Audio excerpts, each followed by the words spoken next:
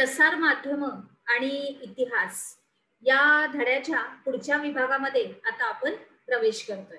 चला तर ह्याच्यामध्ये प्रसार माध्यमांची ओळख या अंतर्गत आपण आता पुढे चाललोय. पुढचा मुद्दा आहे नियतकालिके. पुढचा मुद्दा आहे नियतकालिके. तर ठराविक कालावधीत प्रकाशित होणारे मुद्रित साहित्य म्हणजेच नियतकालिक होय.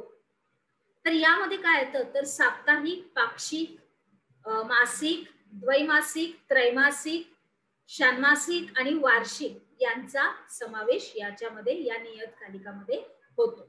याखेरीज काही अनियतकालिक हाही प्रकार रूढ आहे. अनियतकालिकांचा प्रसिद्धीचा काळ हा निश्चित नसतो. म्हणजे बाळशास्त्र जांभेकर यांनी मराठी भाषेतील पहिलं मासिक दिग्दर्शन हे सुरू केलं. मग नियतकालिकांचा विचार करायचा झाल्यास प्रगती म्हणजेच 1929 हे साप्ताहिक महत्वाचं आहे आणि त्याचे संपादक त्र्यंबक शंकर शेजवलकर हे होते.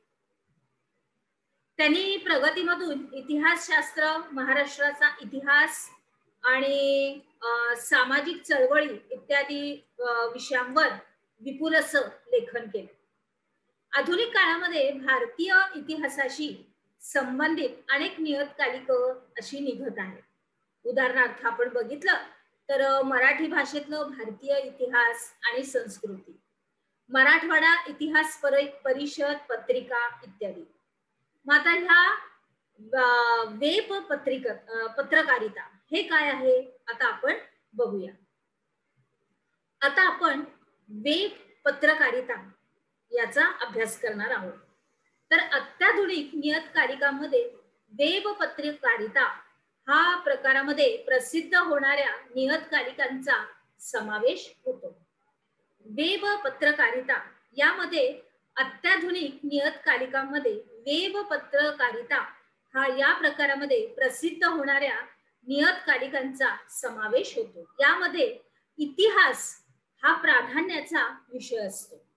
Web news portals, social media, web channels, YouTube यावरती आधारित इंग्रजी आणि भारतीय भाषांमधून वाचक आणि प्रेक्षकांसाठी त्याच्यामध्ये मजकूर हा उपलब्ध करून दिला जातो. पुढे जाऊया.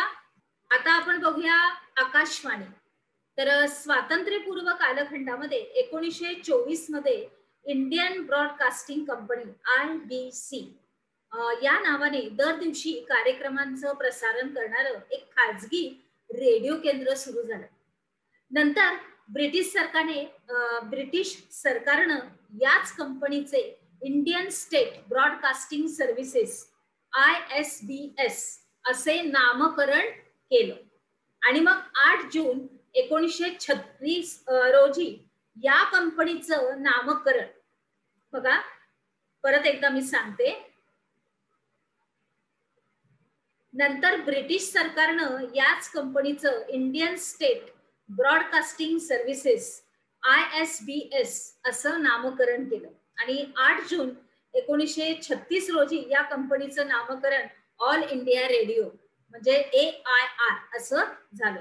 मग भारत स्वतंत्र झाल्यावर AIR या भारत सरकारच्या माहिती आणि प्रसारण खात्याचा एक भाग असं हे झालं. शासकीय कार्यक्रम व उपक्रमांची माहिती देणारं हे अधिकृत असं केंद्र असायचं आणि याचं सुरुवातीला स्वरूप असं होतं. आपण खाली चित्र पण बघतो. त्याच्यानंतर ख्यातनाम कवी पंडित नरेंद्र शर्मा यांच्या सूचनेनुसार आकाशवाणी हे नाव त्याला देण्यात आलं आणि आकाशवाणीतर्फे विविध मनोरंजनपर, प्रबोधनपर व साहित्यिक मूल्य असणारे कार्यक्रम हे सादर केले जातात. त्याचप्रमाणे शेतकरी, कामगार, युवक आणि स्त्रिया यांच्यासाठी विशेष कार्यक्रम प्रसारित केले जातात. मग याच्यामध्ये विविध भारती या लोकप्रिय रेडिओ सेवेद्वारे 24 भाषा आणि 146 बोली भाषांमध्ये कार्यक्रम सुरू झाले. अलीकडच्या काळामध्ये खाजगी रेडिओ सेवा सुरू झालेल्या आहेत. उदाहरण घेतलं तर तुम्हाला माहितच आहे रेडिओ मिर्ची. पुढे जाऊया. आपण काय शिकलो टिपा लिहायच्या आहेत, नियतकालिके, वेब पत्रकारिता आणि आकाशवाणी. चला तर मग आता आपण पुढच्या विभागात प्रवेश करूया.